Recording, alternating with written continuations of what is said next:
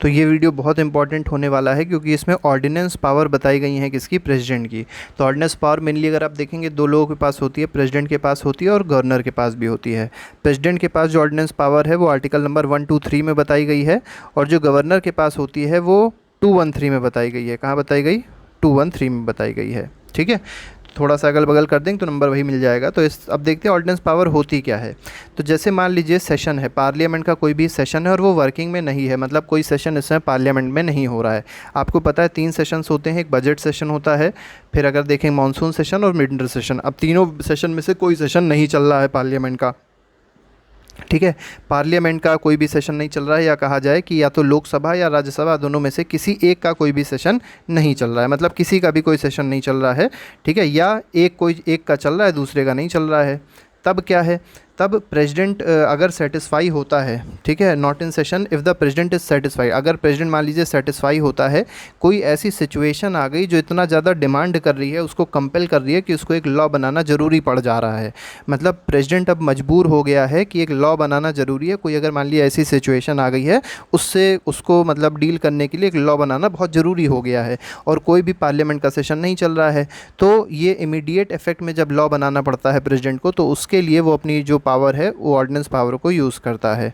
ठीक है, अब यहाँ पर जो लॉ है, जो लॉ बनता है ऑर्डिनेंस पावर के थ्रू, वो जो लॉ होता है वो टेम्परेरी होता है, मतलब वो परमानेंट लॉ नहीं होगा, वो केवल टेम्परेरी लॉ होगा। ठीक है, इसके बाद आते हैं, इसके बाद देखिए क्या कहा गया है कि कैसे क्या प्रोसेस होता है इसका, इसके बारे में भी थोड़ा सा जान लेते हैं। तो देखिए, कोई भी अगर ऑर्डिनेंस बनाया जा रहा है तो ऑर्डिनेंस से रिलेटेड थोड़ी बातें आप लोग को समझना ज़रूरी है कि अगर कोई भी ऑर्डिनेंस प्रेसिडेंट ने बनाया है, ठीक है, तो अभी पता है आपको टेम्परेरी नेचर का है, टेम्परेरी चीज़ बहुत दिनों तक चलेंगी नहीं। ठीक है, तो इसको करना क्या पड़ता है, जैसे ही मतलब पार्लियामेंट अपने उसमें फिर से सेशन में आती है तो उसको पास होना पड़ता है दोनों, मतलब उस ऑर्डिनेंस को पास कराना पड़ता है, उस ऑर्डिनेंस को पास होना ज़रूरी है दोनों हाउसेस से, मतलब लोकसभा से भी और राज्यसभा से भी। ठीक है, और ये कितने दिन में होना पड़ता है? अभी देखिए, इसके लिए जो मेजॉरिटी चाहिए वो स्पेशल मेजॉरिटी चाहिए। अब ये स्पेशल मेजॉरिटी क्या होती है कि 2/3 लोग जो प्रेजेंट और वोट किया है वो, और कम से मतलब ये तो हो प्रतिशत 2/3 जो प्रेजेंट लोग हैं, 2/3 ऑफ प्रेजेंट एंड वोटिंग तो होना चाहिए, प्लस 50% प्लस 1। ठीक है, जितने लोग टोटल हैं उस हाउस में तो उसका 50% प्लस 1, इतने लोगों की कम से कम सहमति होनी चाहिए। जैसे मान लीजिए 90 लोग हैं, ठीक है, 90 लोग मान लीजिए हाउस में थे, ठीक है, तो और हाउस की स्ट्रेंथ है 100, तो कम से कम 51 लोग तो उस डिसीजन को सही कहें, मतलब उसके एक फेवर में रहें, और 90 का 2/3 चाहिए, तो 2/3 ऑफ 90 मतलब 3 2 3 3 जा 9, मतलब 60 लोग इधर। तो कम से कम कितने लोग चाहिए? 60 लोग चाहिए, और 51 तो होने ही चाहिए। ठीक है, तो मतलब ऐसे आप इसको समझ सकते हैं, मतलब 2/3 ऑफ जो प्रेजेंट हैं वो, प्लस 51% या 50 प्लस 1% ऑफ ये कह सकते हैं जो टोटल मेंबर्स हैं उस सभा में, या लोकसभा हो या राज्यसभा हो। ठीक है, तो ये स्पेशल मेजॉरिटी इसके लिए होनी चाहिए, और 6 हफ्ते के अंदर जो रीअसेंबली होती है पार्लियामेंट की, उसके 6 हफ्ते के अंदर उस ऑर्डिनेंस को पास होना ज़रूरी है। ठीक है, तो याद रखिएगा, पास होने के लिए, जैसे पार्लियामेंट आज 1 तारीख है, तो 1 तारीख को मान लीजिए पार्लियामेंट बैठी, तो 1 तारीख से 6 वीक तक, 6 वीक के अंदर वो ऑर्डिनेंस अगर पास हो गया तभी उसको परमानेंट लॉ बनाया जाएगा, वरना नहीं बनाया जाएगा। और ये नहीं है कि ऑर्डिनेंस को केवल एक ही हाउस से पास होना है, दोनों हाउस से पास होना ज़रूरी है, और वो भी स्पेशल मेजॉरिटी से पास होना ज़रूरी है। ठीक है, इसके बाद अगर ऐसा हो जाता है तो ऑर्डिनेंस जो होगा वो पार्लियामेंट्री लॉ के बराबर हो जाएगा, मतलब वो एक पार्लियामेंट्री लॉ बन जाएगा, जिसका नेचर कैसा होता है? परमानेंट होता है। ठीक है, लेकिन ऑर्डिनेंस कैसा होता है? तो ये टेम्परेरी नेचर का होता है। अब अभी तो हमने बात करी कि अगर पास होगा तब क्या होगा। अब अगर मान लेते हैं कि मान लीजिए रिजेक्ट कर दिया, पार्लियामेंट ने उस ऑर्डिनेंस को क्या कर दिया? रिजेक्ट कर दिया। 6 हफ्ते चाहिए थे, तो 6 हफ्ते के अंदर कभी भी पार्लियामेंट ने कहा नहीं ये गलत है, और वोटिंग हुई, और वोटिंग वो पास नहीं हुआ, फेल हो गया।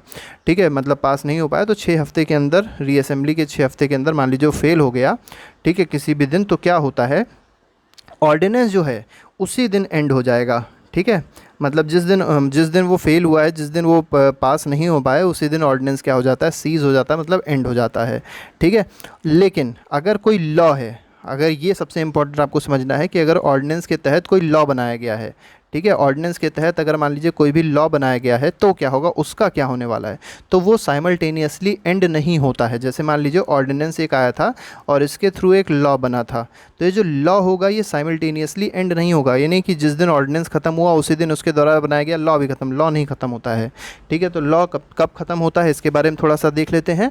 ठीक है, तो law don't and simultaneously but will lapse, मतलब ये खत्म होगा ऑटोमेटिकली, ये खत्म हो जाएगा 6 महीने बाद। ठीक है, और किसके 6 महीने बाद, जिस दिन ऑर्डिनेंस को रिजेक्ट किया गया है, जिस दिन ऑर्डिनेंस फेल हुआ है, पास नहीं हो पाया है, उससे 6 महीने बाद वो होता है लॉ खत्म हो जाता है। क्योंकि लॉ में क्या होता है, कई सारे प्रोसीजर्स बन जाते हैं, कुछ डिपार्टमेंटल वर्क्स होते हैं जो हो जाते हैं, तो उसको दोबारा ख़त्म करने के लिए, उसको ये कह सकते हैं कि नए लॉ को लाने के लिए, ठीक है, तो एक नया प्रोसीजर बनाना पड़ता है जिसके लिए टाइम लगता है। तो वो 6 महीने का टाइम दिया गया है ऑर्डिनेंस को, ऑर्डिनेंस के द्वारा मेड, ऑर्डिनेंस से जो लॉज बने हैं उसको ख़त्म करने के लिए। तो ऑर्डिनेंस आपने देखा सेम डे ख़त्म हो गया, लेकिन लॉज 6 महीने बाद ख़त्म होंगे, जिस दिन ऑर्डिनेंस मतलब फेल हुआ उसके 6 महीने बाद। ठीक है, ये तो 2 कंडीशन हुई। तीसरी कंडीशन क्या है, अगर पार्लियामेंट ने मान लीजिए कोई डिसीजन ही नहीं लिया, 6 हफ्ते बीत गए और 6 हफ्ते तक पार्लियामेंट ने कोई डिसीजन ही नहीं लिया, तो क्या होता है, तो जो ये कह सकते हैं, तो मतलब रीअसेंबली के बाद 6 हफ्ते हो गए और 6 हफ्ते तक पार्लियामेंट ने, मतलब लोकसभा ने और राज्यसभा ने कोई भी डिसीजन नहीं लिया कि क्या करना है उस ऑर्डिनेंस पे,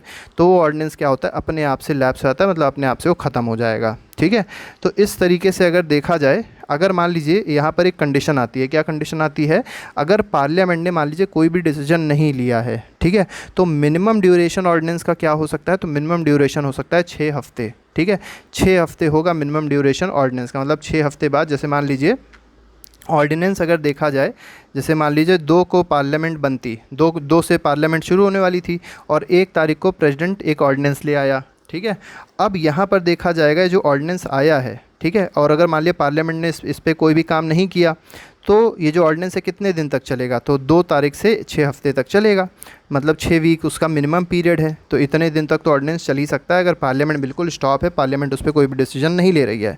लेकिन अगर मान लीजिए आपको दूसरी कंडीशन बताएं, मैक्सिमम ड्यूरेशन की बात पूछी है कि मैक्सिमम ड्यूरेशन वो कितने दिन तक चल सकता है। जैसे मान लीजिए 1 तारीख को पार्लियामेंट ख़त्म हो रही थी, मतलब 1 तारीख को वो प्रोरोग्यू हो रही थी, ख़त्म हो रही थी, वाला सेशन ख़त्म हो रहा था, और 2 तारीख को क्या किया, मतलब प्रेसिडेंट ने ऑर्डिनेंस एक पास कर दिया। अब आपको पता है 2 सेशन के बीच में कम से कम जो मैक्सिमम टाइम हो सकता है वो 6 महीने का हो सकता है। अब जैसे मान लीजिए 6 महीने तक पार्लियामेंट नहीं चली, 6 महीने बाद पार्लियामेंट चली, तो 6 महीने तो ये टाइम मिल गया ऑर्डिनेंस के लिए, ऑर्डिनेंस इतने दिन तक तो रहेगा ही रहेगा। और जब 6 महीने बाद पार्लियामेंट आएगी, उससे 6 हफ्ते बाद, मान लीजिए 6 हफ्ते तक पार्लियामेंट फिर भी उस पर कोई काम नहीं कर रही है, तो 6 महीना ये काम करेगा ऑर्डिनेंस और 6 हफ्ते ये भी ऑर्डिनेंस काम कर लेगा। तो इस तरीके से जो मैक्सिमम लिमिट हो जाती है इस ऑर्डिनेंस की वो देखी आएगी, तो 6 हफ्ते और 6 महीने और 6 हफ्ते हो जाएगी। तो इतने दिन होती है मैक्सिमम ड्यूरेशन और 6 वीक्स होती है मिनिमम ड्यूरेशन किसी ऑर्डिनेंस की। ठीक है, स्पेशल मेजॉरिटी क्या होती है वो भी मैंने आपको बताया इसके बारे में। ठीक है, प्रेसिडेंट के बारे में देख लेते हैं। President can issue ordinance on the subjects of union list and concurrent list. अब देखिए, प्रेसिडेंट जो ऑर्डिनेंस बनाएगा वो या तो यूनियन लिस्ट के सब्जेक्ट्स पे बनाएगा और या तो वो कॉन्करेंट लिस्ट के सब्जेक्ट्स पे बनाएगा। लेकिन गवर्नर जो होता है वो आर्टिकल 213 के तहत ऑर्डिनेंस बनाता है, ऑर्डिनेंस मेकिंग पावर है। ठीक है, तो गवर्नर का अगर देखा जाए तो गवर्नर कौन कौन से लिस्ट पे ऑर्डिनेंस बना सकता है, तो स्टेट लिस्ट पे बना सकता है और कॉन्करेंट लिस्ट पे बना सकता है। प्रेसिडेंट ना ही स्टेट लिस्ट पे बना सकता है और गवर्नर ना ही यूनियन लिस्ट पे बना सकता है। ये चीज़ इंपॉर्टेंट है। इसके बाद आते हैं गवर्नर ऑर्डिनेंस से रिलेटेड एक और बात कही गई है। क्या बात कही गई है, the ordinance issued by the president. अब देखिए, प्रेसिडेंट जो ऑर्डिनेंस इशू करता है वो पार्लियामेंट्री लॉज के बिल्कुल पैरेलल होते हैं और को एक्सटेंसिव होते हैं, मतलब एक तरीके से बराबर ही होते हैं। लेकिन अंतर क्या है दोनों में, तो ऑर्डिनेंस जो होता है वो टेम्परेरी नेचर का होता है, लेकिन पार्लियामेंट्री लॉज जो होते हैं वो कैसे नेचर के होते हैं, परमानेंट नेचर के होते हैं। ठीक है, ये दोनों में डिफरेंस है। इसके बाद कुछ केसेस हैं जो हम लोग को पढ़ने हैं, जैसे 1970 का आरसी कूपर केस है। अब आरसी कूपर केस में क्या कहा गया, इसको थोड़ा सा देख लेते हैं। ठीक है, तो इसमें देखिए क्या कहा गया कि जो ऑर्डिनेंस इशूइंग बेसिस होना चाहिए, ठीक है, can be reviewed by judiciary. मतलब अगर मान लीजिए कोई भी प्रेसिडेंट है या मान लीजिए मेनली अगर बात करी जाए प्रेसिडेंट का सेटिस्फैक्शन, आपको बताया था कि ऑर्डिनेंस बनाने के लिए प्रेसिडेंट का सेटिस्फैक्शन होना बहुत ज़्यादा ज़रूरी है। ठीक है, तो उसका अगर बेसिस इस तरीके का कुछ है कि प्रेसिडेंट सेटिस्फाई हो रहा है किसी चीज़ से, ठीक है, तो उसको रिव्यू करना बहुत ज़्यादा ज़रूरी है। मतलब जुडिशरी के पास ये पावर होनी चाहिए कि उसको रिव्यू कर सके। ये तो आरसी कूपर का केस हुआ।